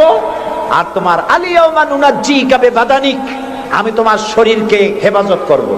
তোমার শরীর পানিতে পচবে না, পোকা মাকড়ে, জলচর প্রাণী, স্থলচর প্রাণী কেউ খাবে না, মাটিতেও তুই পচবি না, তোরে শুটকি বানায় রাখবো কিয়ামত পর্যন্ত। সেই আল্লাহ আছে না নাই? আছে না নাই? ওই আল্লাহ তাআলা বুশেরে শুটকি বানাইতে পারবে না?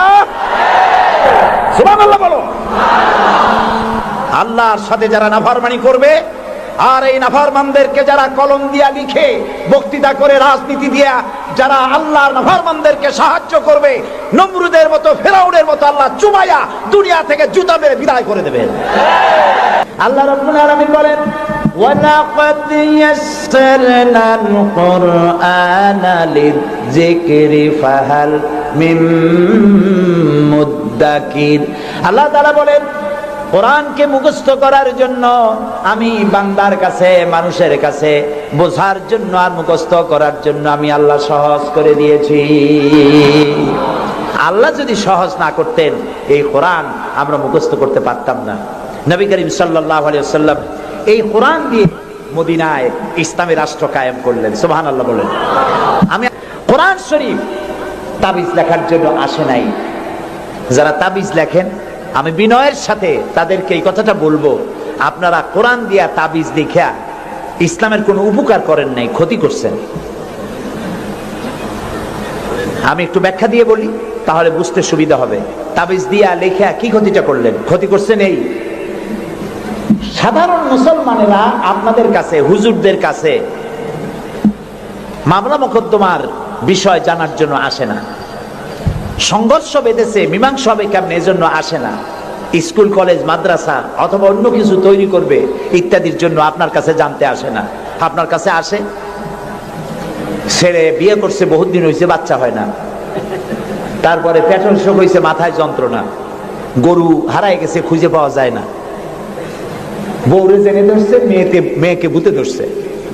এই সব কালো জিরে পড়া, তেল পড়া, পানি পড়া, আর কালো সুতোয় গিরে দেওয়া, এই সব কাজেই আপনার কাছে আসতেছে। কেন? আপনি বুঝাইছেন যে এখানে আসলে তাবিজ দেওয়া যায়, ঝাড়ফুঁক করা যায়, দোয়া দরুদ করা যায়, সেই জন্য বড় কাজ থইয়া এই কাজে আপনার কাছে আসতেছে। অথচ বিশ্বাস করুন, রাসূলুল্লাহ কোরআন দিয়া তাবিজ লেখেন নাই, সাহাবায়ে কেরামও করেন নাই। একজন সাহাবীও তাবিজ লিখেছেন এর দলিল যদি কারো জানা থাকে, মেহেরবানি করে আমাকে জানাবেন, আমি আপনার কাছে শিখবো। ঝাড়ফুঁক করেছেন রাসূলুল্লাহ নিজেও, ঝাড়ফুঁক করেছেন সাহাবায়ে কেরাম, কিন্তু তাবিজ লেখেন নাই। তাবিজ দেখে মানুষকে বোঝানো হয়েছে এটা তাবিজের কিতাব, কিন্তু তা নয়, এটা সংবিধান। সুবহানাল্লাহ বলেন। এটা কনস্টিটিউশন। এর মধ্যে অর্থনীতি, সমাজনীতি, রাজনীতি, ইতিহাস, ভূগোল কি নাই, কোরআনের মধ্যে সব আছে। সুবহানাল্লাহ। মুহাম্মদুর রাসূলুল্লাহ, সবাই বলেন সাল্লাল্লাহু আলাইহি ওয়াসাল্লাম, তিনি মক্কি জিন্দেগিতে লোক তৈরি করলেন। আবু বকর, ওমর, ওসমান, আলী রিদওয়ানুল্লাহ তাআলা আলাইহিম আজমাইন, এই জাতীয় লোক তৈরি হয়ে গেল। কেন তৈরি হলো? দেখেন আল্লাহ কি বলেন। আল্লাহ রাব্বুল আলামিন বলেন, হুয়াল্লাযী আরসালা রাসূলাহু বিল হুদা ওয়া দীনিল হক লিইয়ুযহিরাহু আলাদ-দীনি কুল্লি ওয়া কাফা বিল্লাহি শাহীদা।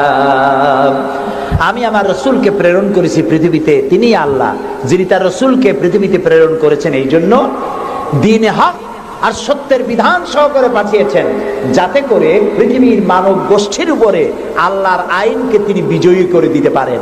পৃথিবীতে কার আইন চালু হবে? বলেন সবে জোরে, আল্লাহর আইন। আল্লাহর আইন যতদিন ছিল, শান্তিও ততদিন ছিল। নবী করিম সাল্লাল্লাহু আলাইহি ওয়াসাল্লাম মদিনায় গেলেন, মদিনায় গিয়ে তিনি কি হয়েছিলেন কন্ত? রাষ্ট্রপ্রধান। বলেন না কি হলেন? রাষ্ট্রপ্রধান, প্রেসিডেন্ট হলেন, রাষ্ট্রপতি হলেন। তার সংবিধান কি ছিল? কোরআন। এটা আইনের কিতাব। আপনি পড়ে দেখেন। আমি অনুরোধ করব, সাংবাদিক হন, সাহিত্যিক হন, কবি হন, আর ঔপন্যাসিক হন, রাজনীতিবিদ হন, আর ব্যবসায়ী হন, যে কোনো ব্যক্তি হন, কোরআনটারে বুঝুন। কোরআন তাবিজের কিতাব নয়। চুরি করলে, ডাকাতি করলে, জিনা করলে, ব্যভিচার করলে কি শাস্তি হবে, জুডিশিয়াল ল, ফৌজদারি দণ্ডবিধি কোরআনে আছে না নাই? এই যে সন্ত্রাস ছড়িয়ে পড়ছে সারা পৃথিবী, এই সন্ত্রাসীদের শাস্তি কি হওয়া উচিত তা কি কোরআনে আছে? আছে। সূরা মায়েদার মধ্যে আল্লাহ পরিষ্কার করে সন্ত্রাসীদের শাস্তি কি হবে তা এর মধ্যে পরিষ্কার করে বলে দিয়েছেন। আপনি আমি মরে গেলে পরে আপনার আমার পরিত্যক্ত সম্পত্তি কে কতটুকুন পাবে তা ভাগ করে কোরআনে বলা আছে? বলা আছে। এমন কোন জিনিস নাই যা কোরআনে কারীমের মধ্যে আল্লাহ তাআলা স্পষ্ট করে ঘোষণা করেন নাই। আল্লাহ বলেছেন তিবিয়ানান লিকুল্লি শাই, সব কিছুকে খুলে খুলে আমি কোরআনের মধ্যে বলে দিয়েছি। বলেন সুবহানাল্লাহ। প্রিয় ভাই, সব কোরআন যেই মানবে, আজকে নিশ্চয়ই হিন্দু ভাইরাও আসছেন, আছে। আমরা মাহফিলে হিন্দু ভাইদেরকেও স্বাগত জানাই। কেন জানাই জানেন? কোরআন শরীফ শুধু মুসলমানদের জন্য নয়। আল্লাহ কি শুধু মুসলমানদের? বলেন আপনারা, আল্লাহ কিন্তু মুসলমানদের। আল্লাহ হচ্ছেন রব্বুল আলামিন, সকলের আল্লাহ। তো যিনি সকলের আল্লাহ, তার কোরআন হবে কি শুধু মুসলমানদের? কোরআন শরীফের শুরুতেই এর মাঝে আল্লাহ বলে দিয়েছেন হুদাল লিন্নাস, হুদাল লিন্নাস, হাদা বায়ানুল লিন্নাস। এটা গোটা বিশ্বের সমগ্র মানব মণ্ডলীর জন্য হেদায়েতের গ্রন্থ কোরআন। এই জন্য আমি যখন ইউরোপ আমেরিকায় যখন বক্তৃতা করি, তখন ইউরোপ আমেরিকায় বক্তব্য শোনার জন্য মাল্টি ন্যাশনাল পিপল আমার সামনে থাকে। খ্রিস্টান থাকে, ইহুদি থাকে, মুসলমান থাকে, হিন্দু থাকে। আমি আমার আলোচনায় বলি, আপনাদের মুসলমান হওয়ার দরকার নাই, কারণ আমার যে মুসলমান আছে তাই আমি সামলাইতে পারতেছি না। মুসলমান হওয়ার দরকার নেই, শুধুমাত্র কোরআনের বিধান মানেন, কোরআনের আইনটা যদি মানেন আপনারা শান্তি পাবেন। মুসলমান হওয়ার দরকার নাই, কোরআনের আইন মানেন, শান্তি পাবেন। কয় কিরকম?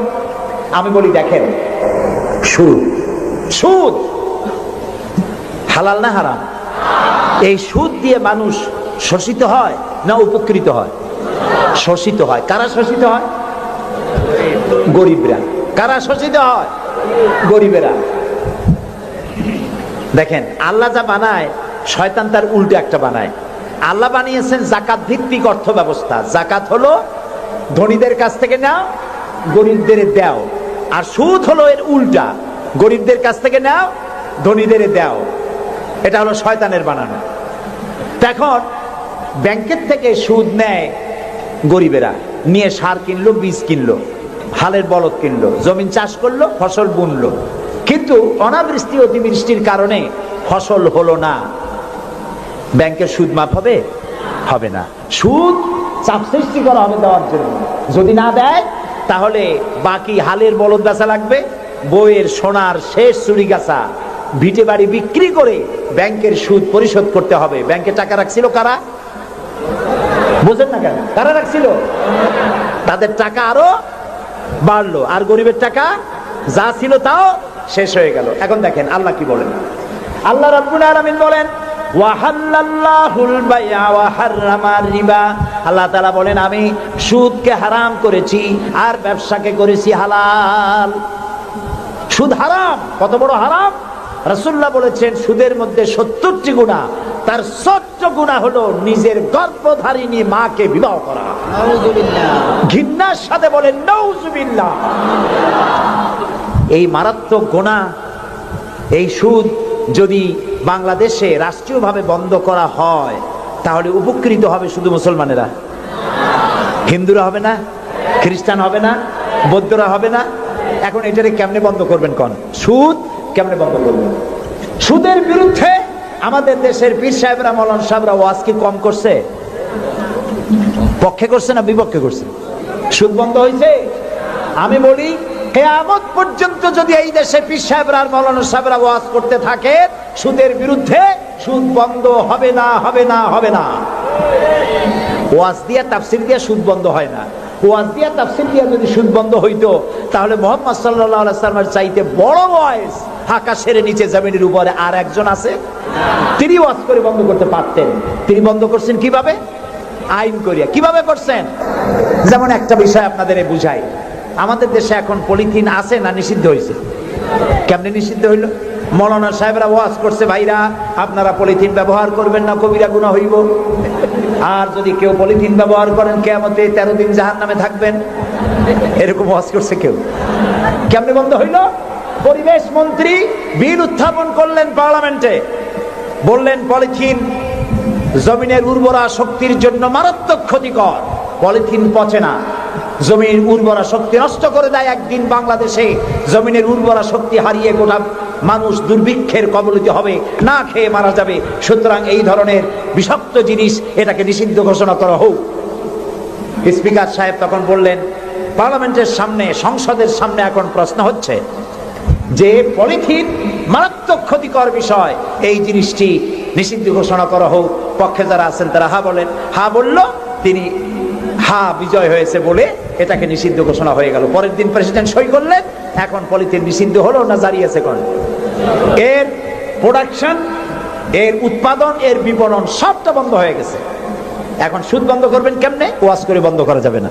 সুদে মানে সুদের বিপক্ষের লোক পার্লামেন্টে যদি যায়, 2/3 মেজরিটি যদি তারা হয়, তারপরে একজন লোক সেখানে দাঁড়িয়ে যাবেন, বিল উত্থাপন করবেন, বলবেন আল্লাহ সুদ হারাম করেছেন, রাসূলুল্লাহ বলেছেন সুদের মধ্যে ৭০টি গুনাহ, তার ৬০ গুনাহ হলো নিজের গর্ভধারিণী মাকে বিবাহ করা। এই মারাত্মক সুদকে নিষিদ্ধ ঘোষণা করা হোক। স্পিকার সাহেব বলবেন, সংসদের সামনে এখন প্রশ্ন হচ্ছে, সুদ হচ্ছে মাকে বিবাহ করার মতো মারাত্মক গুনাহ। এই গুনাহ থেকে গোটা জাতিকে বাঁচাবার জন্য সুদ নিষিদ্ধ ঘোষণা করা হোক। এই প্রস্তাবের পক্ষে যারা আছে তারা জোরে হা বলুন। আরে ভাই, এটা তো পার্লামেন্ট না। পার্লামেন্টে যখন হা বলবে তখন স্পিকার সাহেব বলবেন, আমার মনে হয় হা জয় যুক্ত হয়েছে, হা জয় যুক্ত হয়েছে। কয়বার কবে? 3 বার। পরের দিনে বিল চলে যাবে বঙ্গভবনে, প্রেসিডেন্ট সাহেব চোখ বুজে সই করে দেবে। তারপরের দিন থেকে সোনালী, বৈকালী, রূপালী, ভুবালী, কুষ্টি সুদ্ধা ব্যাংকের সুদ বন্ধ হবে নাকি হবে না বলো? সুতরাং কোরআন এসেছে আইন ইমপ্লিমেন্টের জন্য।